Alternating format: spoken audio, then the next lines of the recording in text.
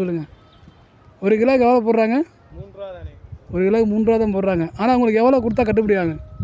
4 ரூபா 5 ரூபா கொடுத்தா கட்டுப்படி. 5 ரூபா கொடுத்தா கட்டுப்படி ஆகும். 3 ரூபா கொடுத்தா ஒரு நாளைக்கு எத்தனை கிலோ இறக்க முடியும்? 200 கிலோ இறக்க முடியும். 200 கிலோவுக்கு மேலே ஒன்றும் செய்ய முடியாது. அதுக்கு மேலே இறக்க முடியும். அப்போ ஒரு நாளைக்கு 600 சம்பளம் வருது. அதில் தான் குடும்ப செலவும் பார்க்கணும். ஆமாண்ணே. பொண்டாட்டி பிள்ளைங்க எல்லாமே வந்து அதில் தான் நீங்கள் எல்லாம் பண்ணணும். ரொம்ப கஷ்டப்படுறீங்க. பிள்ளைங்க படிப்பு செலவு கூட காசு இல்லை. உண்மை அதுதான். அப்போ உங்களுக்கு வந்து 4 ரூபா கிடச்சிச்சின்னா நல்லா இருக்கும். அப்போ வந்து உங்களுக்கு வந்து இதுக்கு உங்களுடைய கோரிக்கையை நீங்கள் என்ன சொல்ல வரீங்க? முன்னுள்ள கல்லில் இப்படி கஷ்டப்படுறாங்க. ஏதோ எங்களுக்கு பார்த்து போட்டு விட்டுட்டாங்கன்னா நாங்களும் வந்து எதோ மேலே வைத்தாலும் ஒரு பிரயோஜனமாக இருக்கும்.